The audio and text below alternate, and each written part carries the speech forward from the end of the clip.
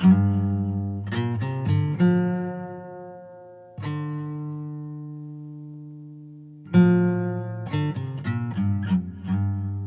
okay, folks, welcome to Sedona, Arizona. Here it is about the middle of July, I'm back a century old, 2013, and I have some cheese on my, and my wife just pointed it out to me. Very good More cheese on and there? crackers. Okay, oh boy, And sorry wine. about that. That's what happens when you get old, you don't pay attention to stuff like that. You start drooling and... It just doesn't matter anymore. You can Who do whatever cares? you want. Who cares, right? So anyhow, we're here with Michael Smothers, of all people, graduate Hi, everybody.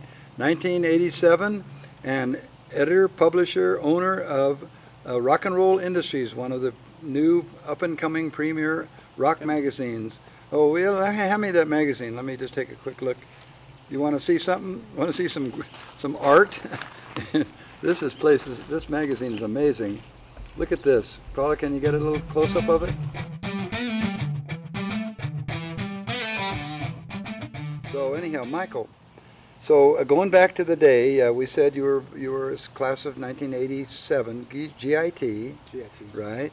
Okay, and you started in the old building, right?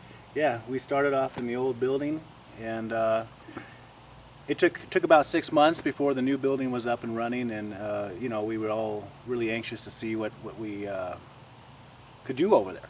It was one of the first times that I can recall, and I believe you can correct me if I'm wrong, but I think we were the first ones to ever hook up to a computer with our guitars back then. I heard Berkeley and all the greatest colleges in the world weren't even. No, we're way ahead of Berkeley, way ahead. Yeah. Just kidding, just kidding. Well, we were really up there, and hooking up to those computers was just one of those things. It's like, wow, how do we do this? And you already had the technique and the formula down to make it happen, and it was a process that made a lot of sense.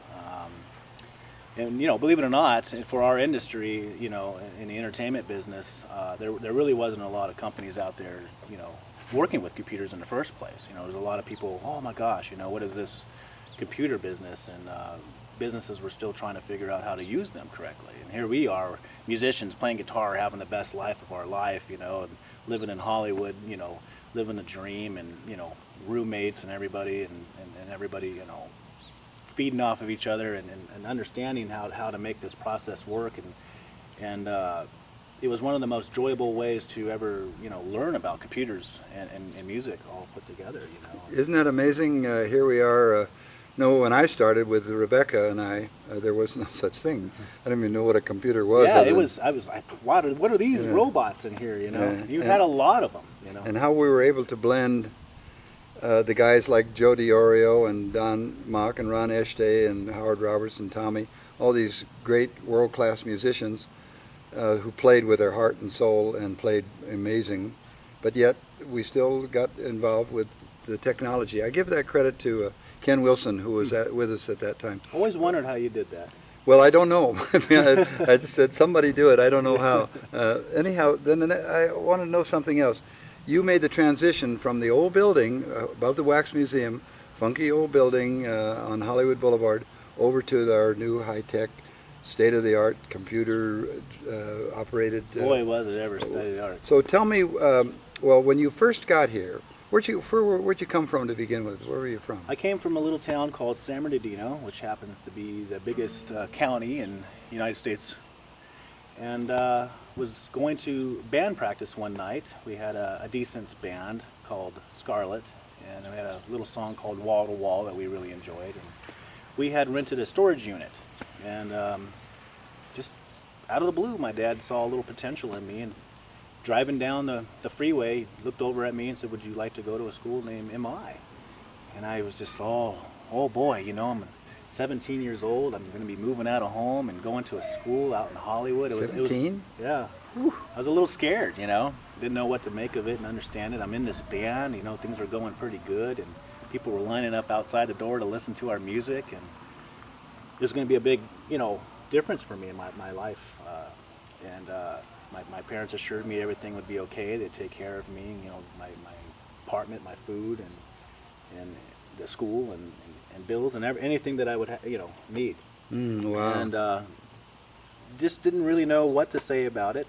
Didn't know much about it. And just a few days later, he drove me down to your school, and we checked it out. And he said, "Well, we'll get an apartment." And that was one of the most interesting parts of it, because they got kids just running around there, coming in from.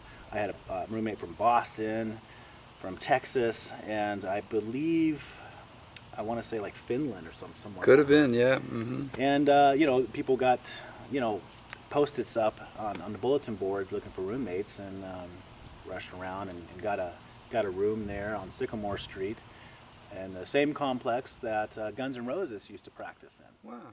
Wow. Your dad, I hear so many stories of the parents, the kids saying, "Please, Dad, please let me go. I promise I'll be good. Hollywood's a scary place. You don't want to be there. I'm not letting you go there.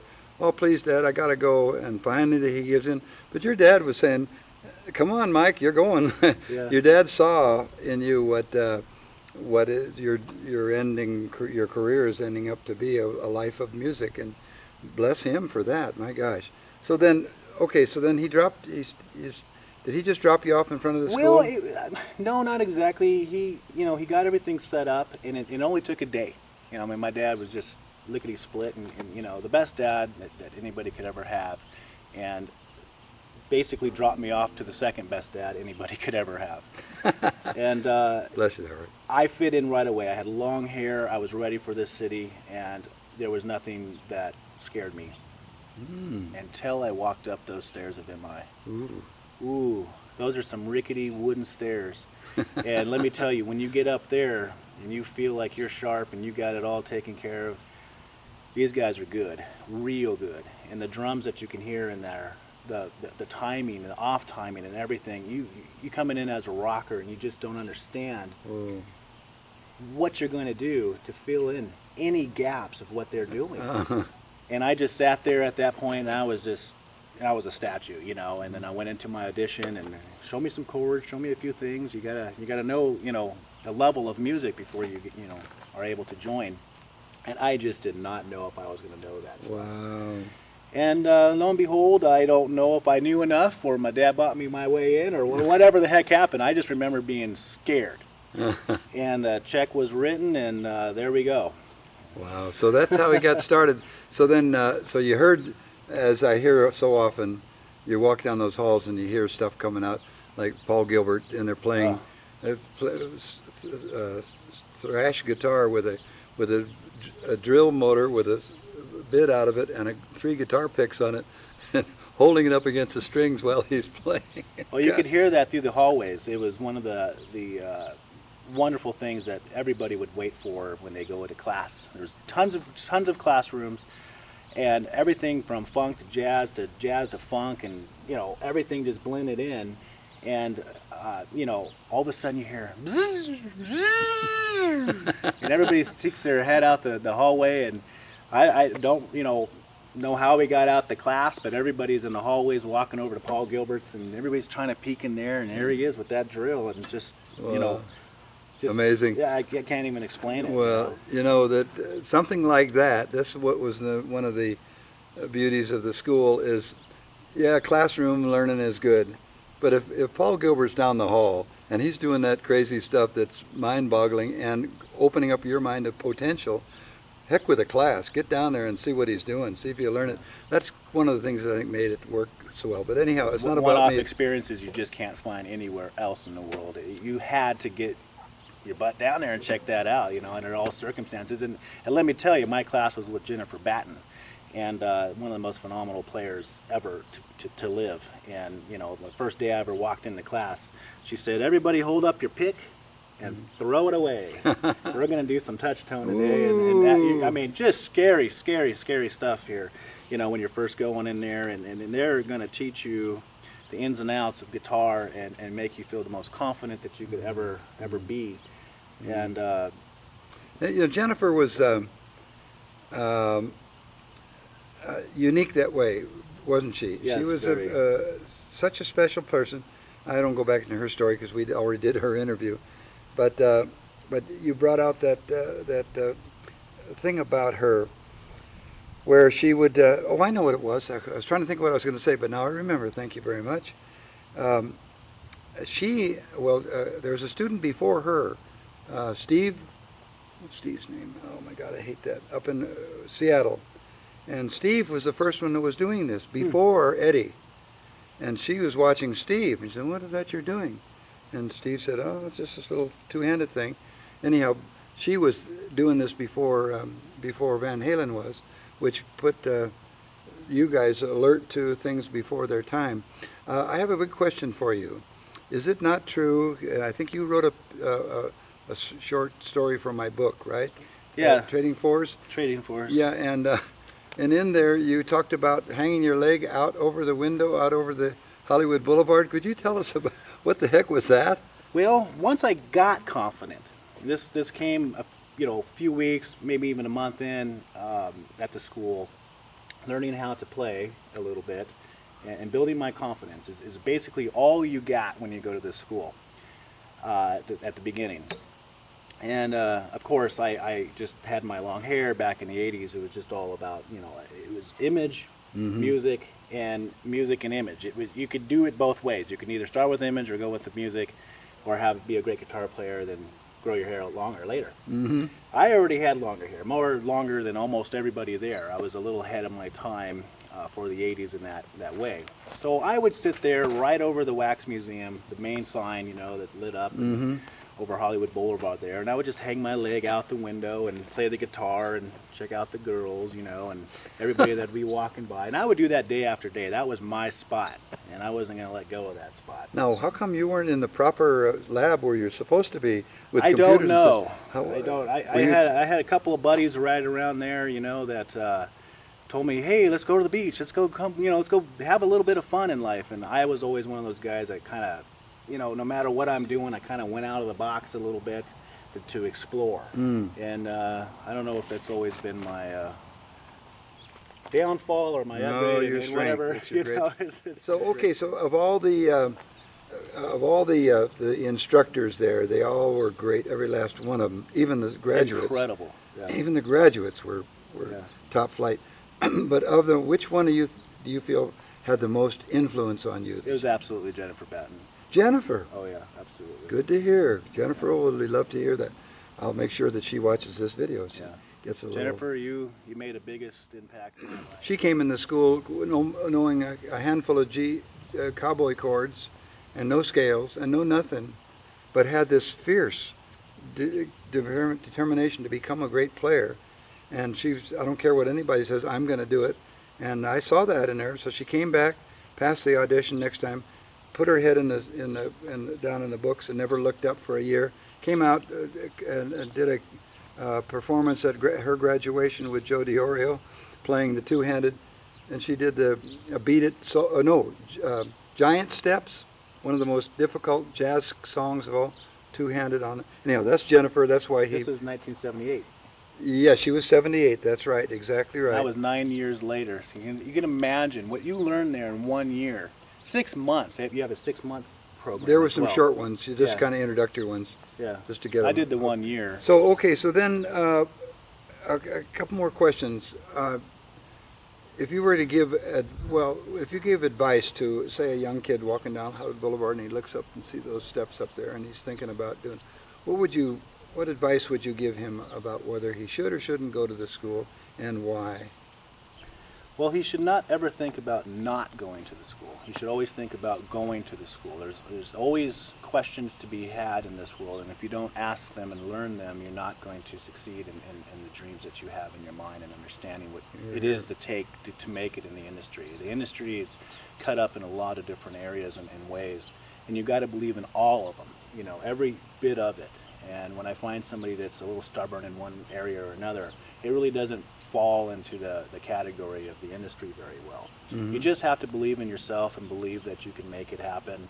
You will find a structure and a way in that school that fits you best. I found the heavy metal, rock and roll way. It was very difficult for me to understand all the jazz and the funk chords.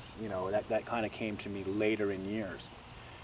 It doesn't matter how much schooling you get. You always go home and you practice as well, and you may practice a lot more. So you will learn on your own, and you just need those little steps of guidance to really get you there. And you know, I always knew I would get to those funky jazz chords a little bit in my later years, but I was really having a good time there. And you know, just one of the things, you know, I brought to the school was, you know, GK amplification. It was a new amp that came out for guitars, and my dad had brought me down a guitar setter that same day and said, hey, what equipment do you want, and this is what you're going to have. What a dad.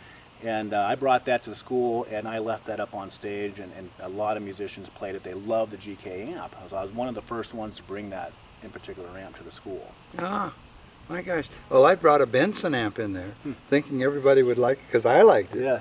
They couldn't get those out of the labs and out of the practice rooms fast enough. Yeah. They hated that amp.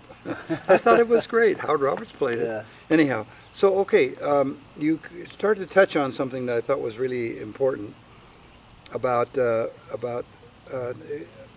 your experience with your fellow students. It was more than just your music experience. It was a life experience with. You probably made a lot of friends, didn't you, during that time? Yeah, it's ability to be able to, you know, have an apartment, go to school, take care of yourself. Some roommates are having to work and go to school.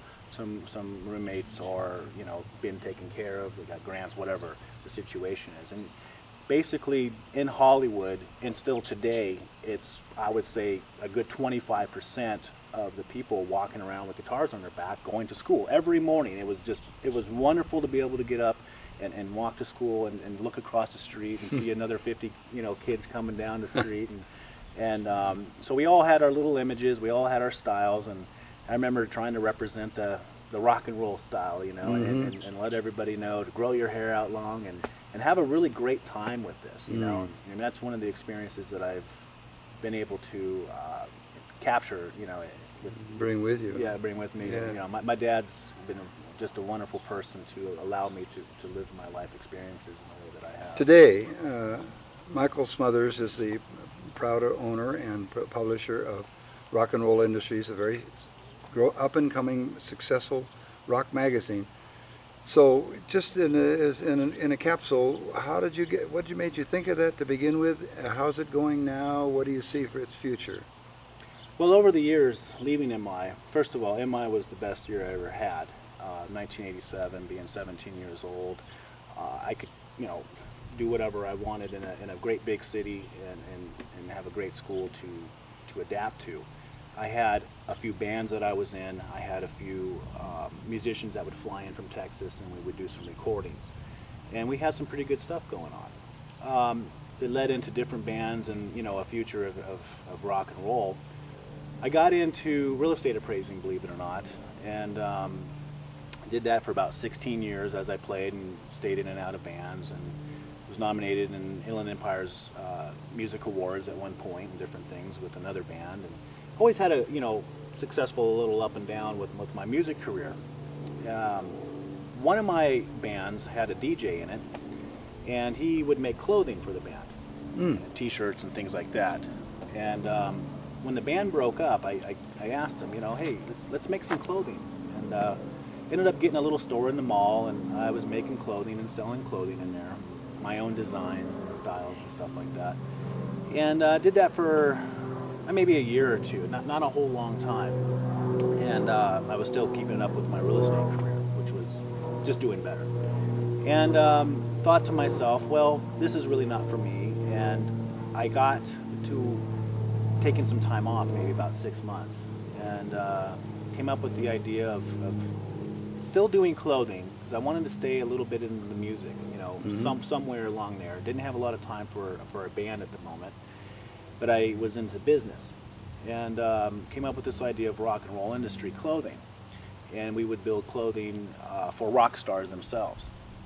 So we went to a convention called NAMM, and I walked around and talked to some of the stars out there and told them, asked them, what would you think if I built, or, you know, designed some clothing and got some seamstresses together and designed some clothing for the band? And they were just like, yeah, you know, and everybody really liked it.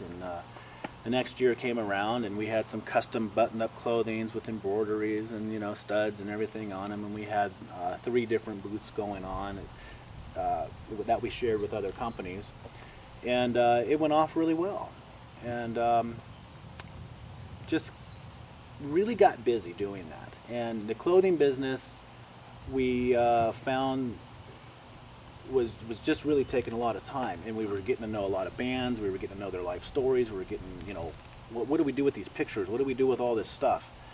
And little by little it came up that we would do a magazine and try to get everything into something and be able to put that out, and maybe 6 months of thought went into that before we actually came out with our first 20-page magazine. And after that, you know, the jumbo jet took off, and it's never come down. This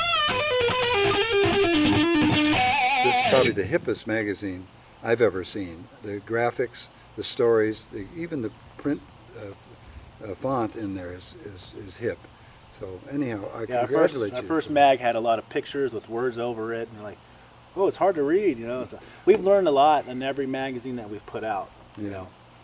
Well, I tell you, this has been an amazing interview.